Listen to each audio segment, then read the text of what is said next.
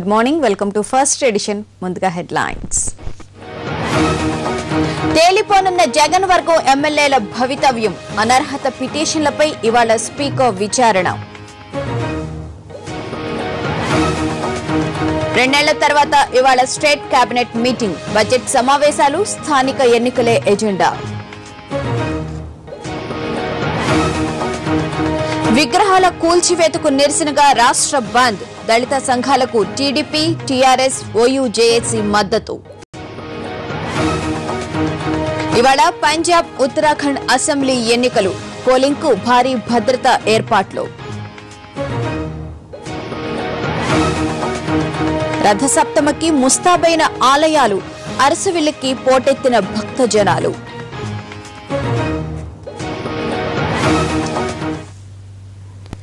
జగన్ వర్గం ఎమ్మెల్యేలపై అనర్హత వేటు వ్యవహారం ఫైనల్ దశకి చేరింది. అనర్హత పిటిషన్లపై ఇవాళ్టితో విచారణ ముగించనున్నారు స్పీకర్. విప్ ఉల్లంఘించాం, లేటు లేకుండా వేటు వేయండంటున్న జగన్ వర్గం ఎమ్మెల్యేలపై అంతిమంగా ఏ నిర్ణయం తీసుకునేది ఇవాళ తేలిపోనుంది.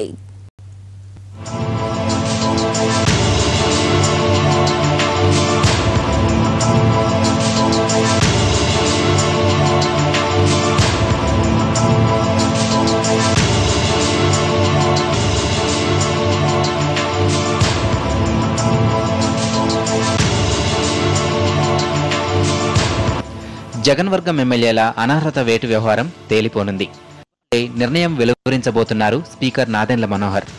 అనర్హత పిటిషన్లపై ఇవాళ ఆయన సీఎల్పీ, పీఆర్పీ విప్ల వాదనలు వినబోతున్నారు. Congress whip Kondru Murali, PRP whip Vanga Geetha ఉదయం 11:30 గంటలకు స్పీకర్తో భేటీ అవుతారు.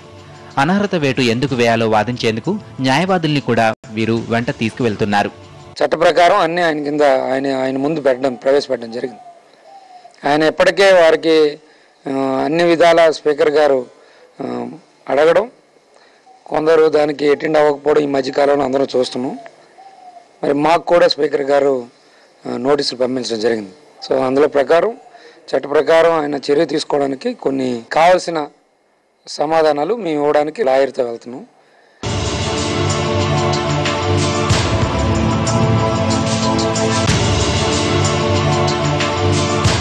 ఈ వాదనల తర్వాత వేటుపడే డేట్ ఖరారవుతుందంటున్నారు. విశ్వసనీయ సమాచారం ప్రకారం అసెంబ్లీ బడ్జెట్ సమావేశాలు మొదలు కావడానికి 2-3 రోజుల ముందుగానే నిర్ణయం వెలువడే ఛాన్స్ కనిపిస్తోంది. స్పీకర్ వద్దకు వెళ్లబోమని ప్రకటించిన జగన్ వర్గం ఎమ్మెల్యేలు విప్ను ఉల్లంఘించిన తమపై వేటు వేయాలనే కోరుతున్నారు. తాను తీసుకునే నిర్ణయం న్యాయపరమైన సమస్యలకు కారణం కాకూడదని భావిస్తున్న మనోహర్ ఆచితూచి అడుగు వేయబోతున్నారని చెప్తున్నారు.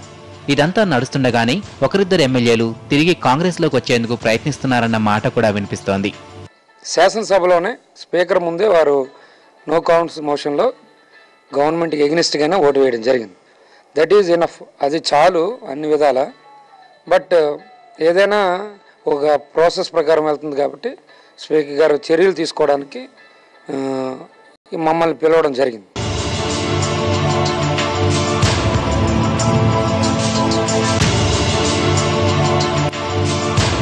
ఫిబ్రవరి 13 నుంచి అసెంబ్లీ బడ్జెట్ సమావేశాలు ప్రారంభం కాబోతున్నాయి.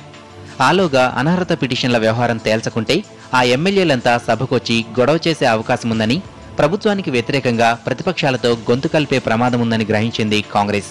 అందుకే వారికి ఆ ఛాన్స్ ఇవ్వకుండా ముందే వేటు వేయాలన్న నిర్ణయానికి వచ్చినట్లు చెప్తున్నారు.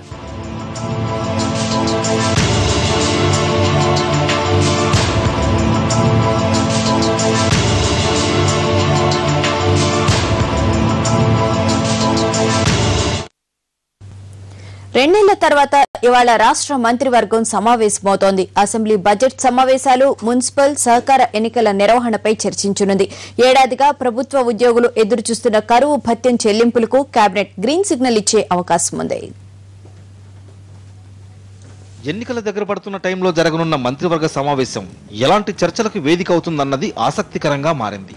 సోమవారం సాయంత్రం 4 గంటలకు సచివాలయంలో జరిగే ఈ భేటీలో కీలకాంశాలను చర్చించబోతోంది కేబినెట్. ఏప్రిల్, మేలో మున్సిపల్, సహకార ఎన్నికలు నిర్వహించాలని భావిస్తున్న సీఎం కిరణ్ కుమార్ రెడ్డి మంత్రులతో ఈ విషయంపై చర్చించనున్నారు. వచ్చే నెల 13 నుంచి అసెంబ్లీ బడ్జెట్ సమావేశాలు ప్రారంభమయ్యే అవకాశాలు ఉన్నందున సభలో అనుసరించాల్సిన వ్యూహంపైన చర్చించే అవకాశం ఉంది.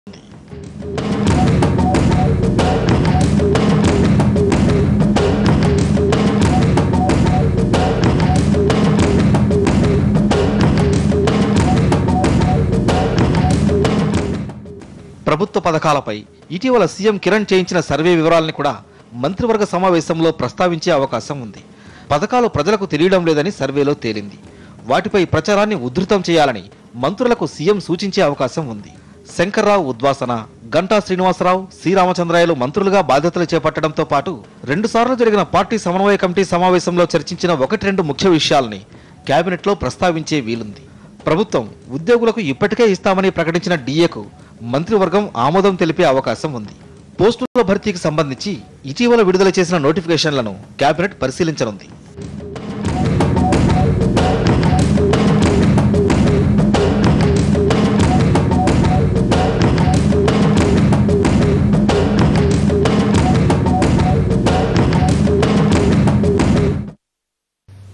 ఎంఆర్ వ్యవహారంలో గాని ఇతర కుంభకోణాల విషయంలో గాని జగన్తో పాటు అధికార పార్టీని టార్గెట్ చేయాలని టీడీపీ డిసైడ్ అయింది. గతంలో కూడా ఇదే విధంగా కాంగ్రెస్ ను టార్గెట్ చేయాలని భావించినా అనుకున్న స్థాయిలో అటాక్ చేయలేదు. దీంతో చంద్రబాబు కాస్త సీరియస్ గానే తమ్ముళ్లకు వార్నింగ్ ఇచ్చినట్టు సమాచారం. ఫలితంగా స్కాములకు మంత్రులది బాధ్యత అనే కామెంట్లు టీడీపీలో ఇప్పుడిప్పుడే వినిపిస్తున్నాయి. టీడీపీకి ప్రధాన శత్రువు కాంగ్రెస్. కానీ ఇటీవల పార్టీలో జరుగుతున్న పరిణామాలు చూస్తుంటే కాంగ్రెస్ ను వదిలేసి ఎక్కువగా జగన్నే టార్గెట్ చేసుకున్నట్లు స్పష్టమవుతోంది. ఈ క్రమంలో జగన్ కూడా అదే పనిగా కాంగ్రెస్ టీడీపీ కుమ్మక్కైపోయాయని విపరీతంగా ప్రచారం చేసుకుంటూ వెళుతున్నారు. దీంతో పార్టీ కొంచెం అలర్ట్ అయింది. జగన్తో పాటు కాంగ్రెస్ ను ప్రత్యేకించి అవినీతి మంత్రులను టార్గెట్ చేసుకోవాలని గతంలోనే పార్టీలో నిర్ణయం తీసుకున్న తూతూ మంత్రంగానే సాగింది. చంద్రబాబు ఆస్తులపై సిబిఐ విచారణ ఎపిసోడ్ నడుస్తున్న టైంలో మంత్రులపై అవినీతి వ్యవహారం పైన కిరణ్ సర్కార్ పనితీరు మీద పార్టీ నేతలు కొద్దిగా సీరియస్ గా వర్కౌట్ చేసినా ఆ తర్వాత ఈ వ్యవహారాన్ని అటకెక్కించేశారు. దీనిపై ఇటీవల పార్టీలో ప్రస్తావన వచ్చింది. ముఖ్యంగా ఎంఆర్ వ్యవహారంలో కాంగ్రెస్ పార్టీకి చెందిన నేతలను సాక్షులుగానే పరిమితం చేసేలా సిబిఐ వ్యవహరిస్తుందనే అంశాన్ని కొందరు ప్రస్తావించారు. ఒక్క ఎంఆర్ వ్యవహారంలోనే కాకుండా ఓవరాల్ గా వైఎస్ హయాంలో జరిగిన అన్ని కుంభకోణాల విషయంలో అప్పుడు మంత్రులుగా ఉన్న వారందరూ బాధ్యులేననే రీతిలో వారిని టార్గెట్ చేయాలని డిసైడ్ అయ్యారు. ఈ యొక్క దర్యాప్తును సజావుగా జరిగేలా చేయాలి. కాంగ్రెస్ పార్టీలో ఉన్న వాళ్ళని కూడా అరెస్టులు చేయాలి, వాళ్ళని రాజీనామాలు పెట్టించాలి, వాళ్ళని కూడా జైలుకు పంపించాలి, ఈ ప్రాపర్టీ రాబట్టాలి. ఆ రోజు రాజశేఖర్ దగ్గర పనిచేసిన మంత్రులంతా కూడా చాలా మంది ఇందులో భాగస్వాములు. వాళ్ళంతా కూడా పెద్ద మనుషులు మాట చలామణి అవుతున్నారు. వాళ్ళు మంత్రులు ఉన్నారు కాబట్టి, కాంగ్రెస్ పార్టీకి లాయర్లు ఉన్నారు కాబట్టి వాళ్ళ జోలికి బాగుండలేదు. సబితా ఇంద్రారెడ్డితో సహా, బొత్స సత్యనారాయణతో సహా, కన్నా లక్ష్మణ్తో సహా, ఆయన ధర్మాన ప్రసాదరావు, రఘువీరారెడ్డి అందరూ పాత్రదారులే. మొత్తం మీద ఇకపై 2 కాంగ్రెస్లను ఒకే ఘాటన కట్టడంతో పాటు 2 పార్టీలకు చెందిన నేతలను, అప్పటి కేబినెట్ లో ఉన్న మంత్రులను లక్ష్యం చేసుకోవాలని టీడీపీ భావిస్తోంది. సీఎం కిరణ్ సర్కార్లోని లోపాలే కాకుండా అవినీతి వ్యవహారాలపైన ఓ కన్నేసి ఉంచాలని చంద్రబాబు నిర్ణయించారు. అంబేద్కర్ విగ్రహాల కూల్చివేతకు నిరసనగా ఇవాళ రాష్ట్ర వ్యాప్త బంద్కు పిలుపునిచ్చాయి దళిత సంఘాలు. ఈ బంద్కు టీడీపీ, టీఆర్ఎస్ తో పాటు ఓయూ జేఏసీ కూడా మద్దతు ప్రకటించింది. అటు బంద్ను విజయవంతం చేయాలన్న డిమాండ్తో నిన్న హైదరాబాద్ లో కొందరు విద్యార్థులు బస్సు, ట్రక్కుల్ని తగలబెట్టడంతో ఎలాంటి అవాంఛనీయ సంఘటనలు తలెత్తకుండా పోలీసులు ఎక్కడికక్కడ భారీ భద్రతా ఏర్పాట్లు చేశారు. అంబేద్కర్ విగ్రహాల విధ్వంసం కేసులో 3 అరెస్ట్ చేసి మరో 10 మంది నిందితుల కోసం గాలిస్తున్నామన్న పోలీసుల ప్రకటన దళితుల్లో ఆవేశాన్ని మరింత రగిలించింది. ఘటన జరిగి వారం కావస్తున్నా ఎవరో 3 అరెస్ట్ చేసి తాగిన మత్తులో విగ్రహాల్ని కూల్చేశారని చెప్తున్నారే తప్ప అసలైన దోషుల్ని పట్టుకోవడంలో పోలీసులు విఫలమయ్యారంటూ వాళ్లు మళ్లీ ఆందోళనకు సిద్ధమయ్యారు. అంబేద్కర్ను అవమానించిన వారిని ప్రభుత్వం రక్షిస్తోందని, వెంటనే దోషుల్ని కఠినంగా శిక్షించాలన్న డిమాండ్తో ఇవాళ రాష్ట్ర బంద్కు పిలుపునిచ్చారు.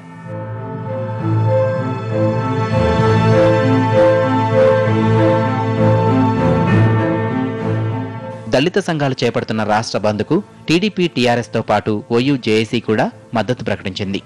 బంద్ను విజయవంతం చేయాలని కోరుతూ నిన్న కొందరు విద్యార్థులు హైదరాబాద్లో బీభత్సం సృష్టించారు.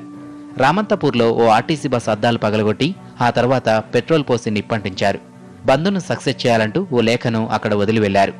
ఆ వెంటనే హెచ్ఎండీఏకి చెందిన 2 ట్రక్కుల్ని కూడా తగలబెట్టారు. దాంతో అవి పాక్షికంగా ధ్వంసమయ్యాయి.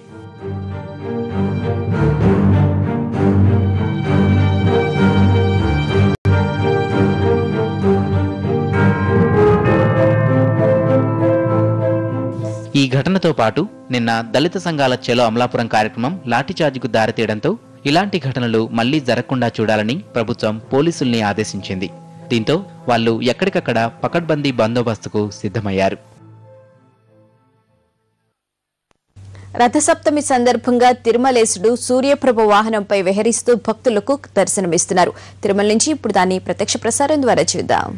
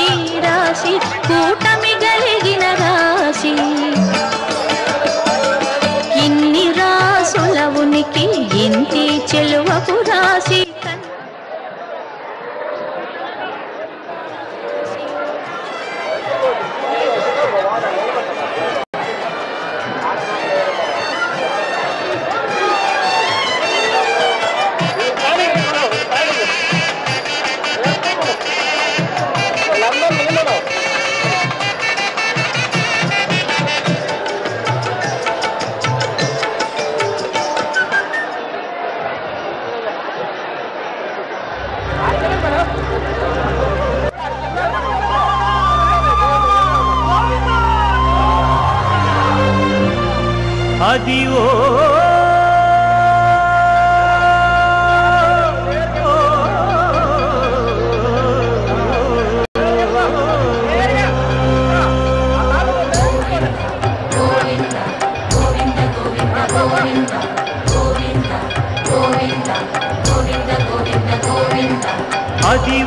అల్లదివో శ్రీహరివాసము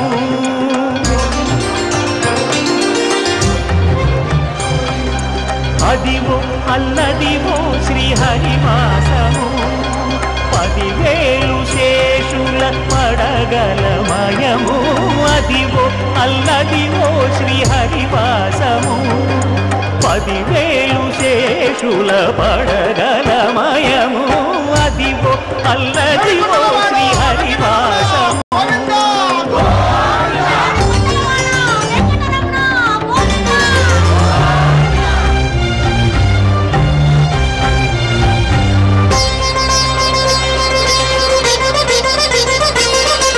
అది వెంకటాచలమఖిలోన్నతము అదివో బ్రహ్మాండుల కపురూపము అదివో నిత్య నివాసమఖిలమునులకు సంకటహరణ సంకటహరణ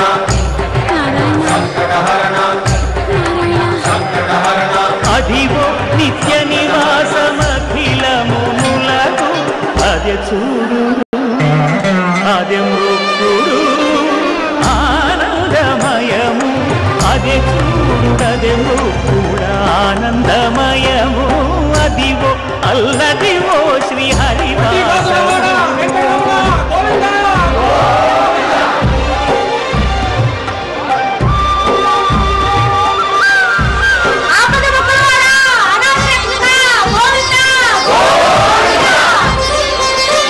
కైవల్య పరము వెంకటనగమదివో శ్రీ వెంకటపతికి సిరులైనది భావింప సకల సంపద రూపమదివో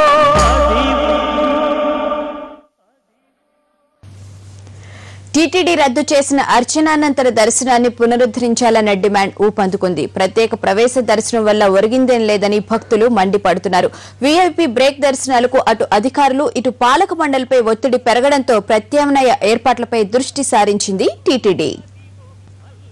శ్రీవారి దర్శనం కోసం నిత్యం 70,000కు పైగా భక్తులు తిరుమలకు వస్తూ ఉంటారు. వీరిలో దాదాపు సగం మందికి పైగా సిఫార్సు లేఖలతో దర్శనమిస్తారు. వీటిలో 10,000 ఏఏడి, మరో 5 నుంచి 10,000 వరకు సెల్లార్ టికెట్లు, 3,000 వరకు బ్రేక్ దర్శనం టికెట్లు కేటాయించేవారు. వీటిలో చాలా టికెట్లు బ్లాక్ మార్కెట్కు తరలిపోతున్నాయని ఆరోపణలు రావడంతో అధికారులు ఏఏడి, సెల్లార్ దర్శనాలను రద్దు చేసి ఎలాంటి సిఫార్సు లేఖలు లేకుండా 300 చెల్లిస్తే నేరుగా వెండివాకిలి వరకు ప్రత్యేక క్యూలైన్లో దర్శనానికి అనుమతిస్తామని శీఘ్ర దర్శన విధానాన్ని ప్రవేశపెట్టారు. ఈ విధానం ఆలస్యం అవుతుండడంతో భక్తుల నుంచి తీవ్ర నిరసన వ్యక్తమైంది. శీఘ్ర దర్శనాన్ని ప్రత్యేక ప్రవేశ దర్శనంగా మార్చి అనుమతించే సమయాన్ని కూడా కుదించారు. దీంతో తిరిగి సిఫార్సు లేఖలు చేతపట్టుకుని భక్తులు బ్రేక్ దర్శనం కేటాయించాలంటూ అధికారులు పాలక మండలిపై ఒత్తిడి తేవడం పరిపాటిగా మారిపోయింది. దీంతో వారిని సంతృప్తి పరచలేక ఎమ్మెల్యే, ఎంపీలు, ఎమ్మెల్సీల నుంచి అధికారులపై నిరసనలు రావడంతో దీనికి చెక్ పెట్టేందుకు పాలక మండలి మరో ఎత్తుగడ వేసింది.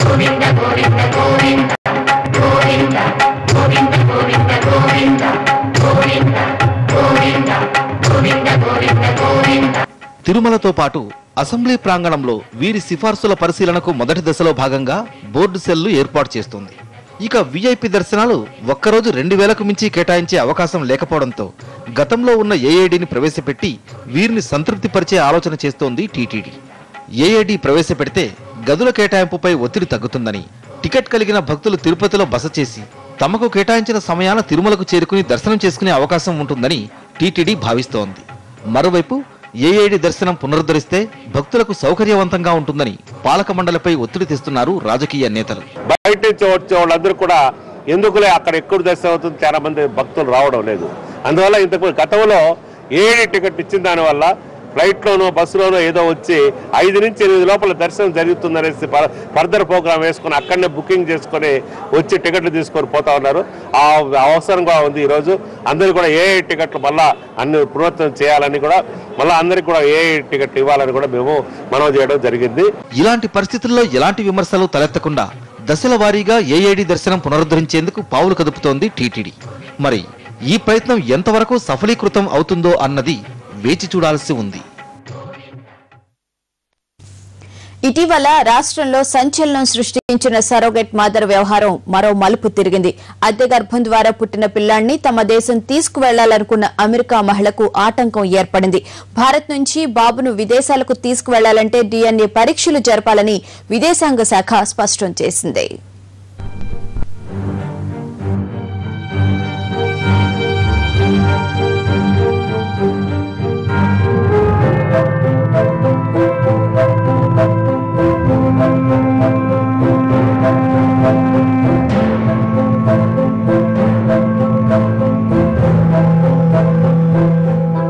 పాలుగారే చెక్కిళ్లతో ముద్దొస్తున్న ఈ 3 నెలల పసికందు పేరు ఎంపరర్. జమైకాకు చెందిన ఎరిక్ గ్రీన్ అనే వ్యక్తికి ఇండియన్ సరగేట్ మదర్ కు పుట్టాడు ఎంపరర్. ఎరిక్ గ్రీన్ భార్య అమెరికాకు చెందిన వ్యాన్ బ్యూరెన్ బాబును అమెరికా తీసుకువెళ్లాలని భావిస్తున్నారు. ఇందుకు చిన్నారి పాస్పోర్ట్ వ్యవహారం సమస్యగా మారింది. వారం కిందట బాబుకు తల్లినంటూ వ్యాన్ బ్యూరెన్ పాస్పోర్ట్ కోసం దరఖాస్తు చేసుకున్నారు. కొన్ని కారణాలతో అధికారులు దాన్ని తిరస్కరించడంతో ఆగ్రహించిన ఆమె బాబును పాస్పోర్ట్ కార్యాలయంలోనే వదిలి వెళ్లిపోయారు. ఆ తర్వాత ఈ కేసును తాము పరిష్కరించలేమంటూ హైదరాబాద్ పాస్పోర్ట్ అధికారి ఢిల్లీ అధికారులకు నివేదించారు.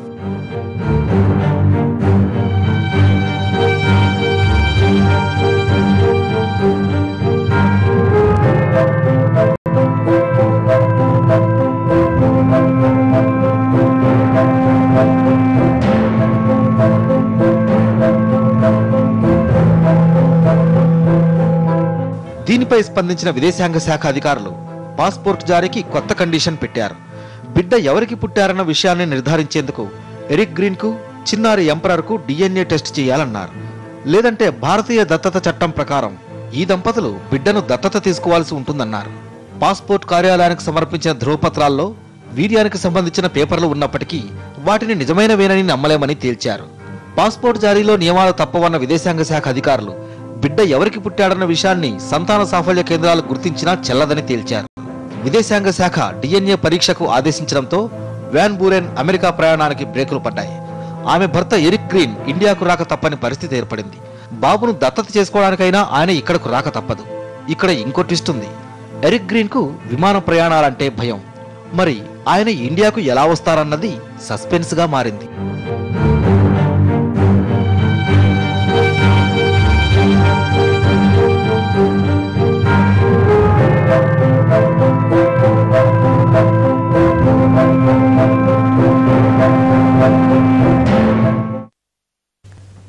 సుందర సాగర్ తీరం ఒడ్డున ఎర్రని భానుడు ఉదయించేటట్టు పొందిగ్గా ఒదిగి ఉన్న సహజ అందాలే ఎర్రమట్టి దిబ్బలు. ప్రపంచంలోనే అత్యంత అరుదైన ప్రకృతి సంపద భీమిలి తీరంలో సింధూర వర్ణంలో పర్యాటకులకు కనువిందు చేస్తున్నాయి ఈ మట్టి కొండలు.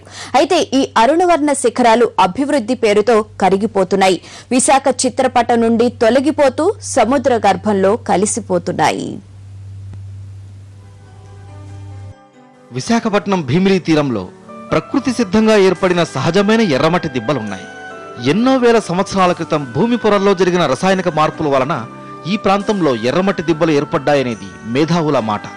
ఇలాంటి ఎర్రమట్టి దిబ్బలు కన్యాకుమారి, విశాఖపట్నం, భీమిలి తీర ప్రాంతం, కొలంబోలో మాత్రమే ఉన్నాయి. అయితే అత్యంత శరవేగంగా అభివృద్ధి చెందుతున్న విశాఖ నగరం మెల్లమెల్లగా ఈ కొండల వైపుగా వ్యాపిస్తోంది. దీంతో పాటు ఇది సాగర తీరానికి అత్యంత చేరువుగా ఉండడం వలన కూడా ఇక్కడ పర్యాటకుల తాకిడి పెరిగింది. దీంతో ఈ ప్రాంతాన్ని కాంక్రీట్ జంగిల్ గా మార్చేందుకు ప్రయత్నాలు సాగిస్తున్నారు. ఈ పరిస్థితిని పర్యావరణవేత్తలు పూర్తిగా తప్పుపడుతున్నారు. ప్రకృతి సహజంగా ఏర్పడిన ఈ ఎర్రమట్టి దిబ్బలను కాపాడాలని కోరుతున్నారు. విశాఖపట్నం యొక్క అందచందాల్లో, నేచురల్ అందచందాల్లో ఎర్రమట్టి దిబ్బలు చాలా ప్రాముఖ్యత ఉంది.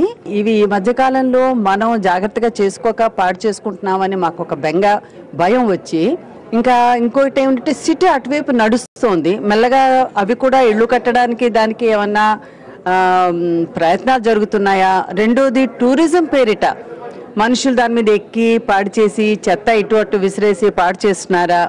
ఇవన్నీ మనం కొంచెం తగ్గిద్దామని చెప్పి ఈ విధంగా సముద్రానికి అత్యంత దగ్గరగా ఈ ఎర్రమట్టి దిబ్బలు అక్కడి భూసారూప్యతను బట్టి ఏర్పడ్డాయని, వీటిలో ఎన్నో సూక్ష్మజీవులు కూడా ఉండి ఉంటాయనేది సైంటిస్టుల వాదన.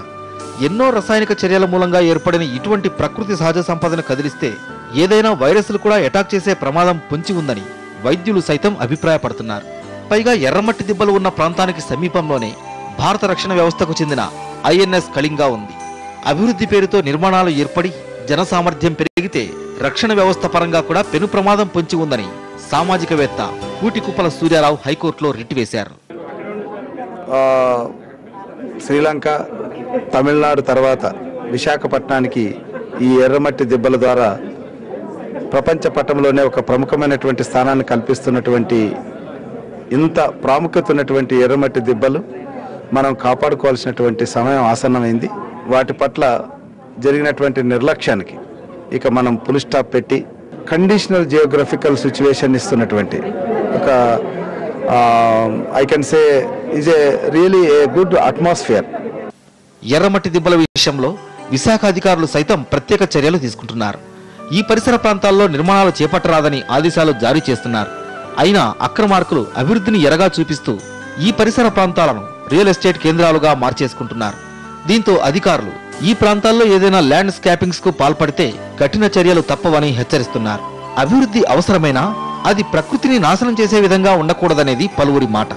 ఇందుకు సామాజిక చైతన్యం కూడా తోడైతే ప్రకృతి సంపదను కాపాడుకోవడంతో భావితరాలకు వారసత్వం అందించే అవకాశం ఉందని మేధావుల అభిప్రాయం.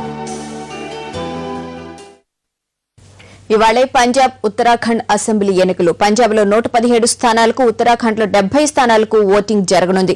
పోలింగ్ కోసం ఎన్నికల అధికారులు కట్టుదిట్టమైన భద్రతా ఏర్పాట్లు చేశారు.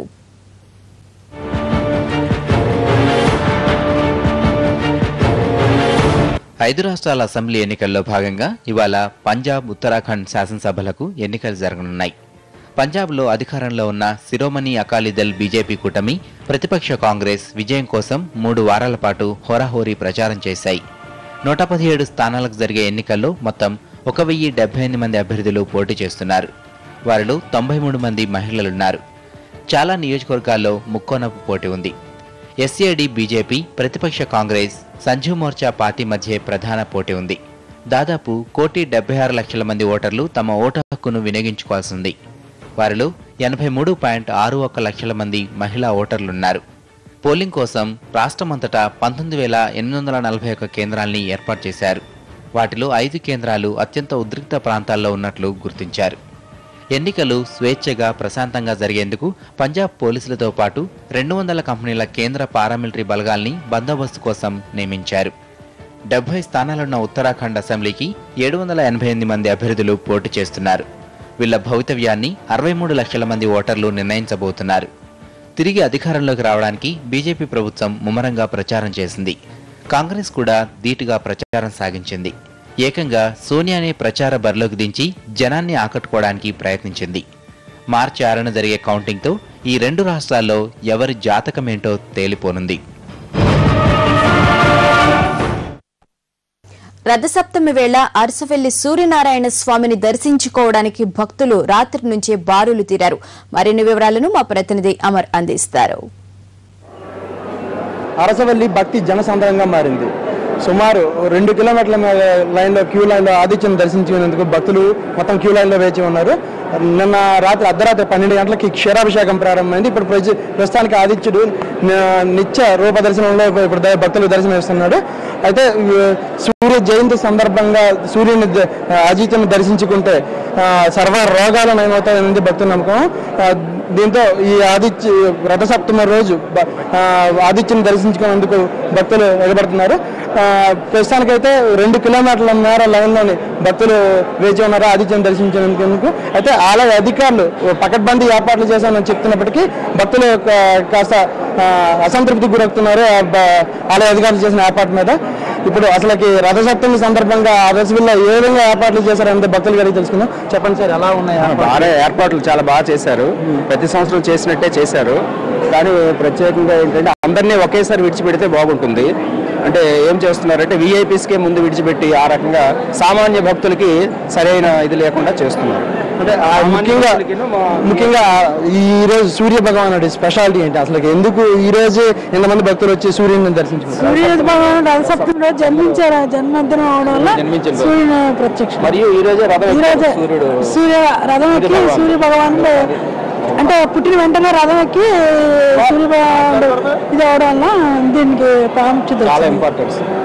ఈ రోజు సూర్యుని దర్శించుకుంటే సర్వ రోగాలు నయమవుతాయని భక్తులు నమ్ముతున్నారు.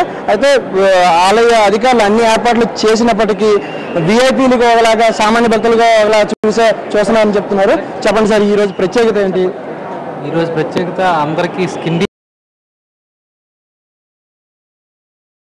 డిసీజ్ ఉండకుండా ఉంటాయండి. భాస్కరుడు అంటే అదే ఫస్ట్ థింగ్.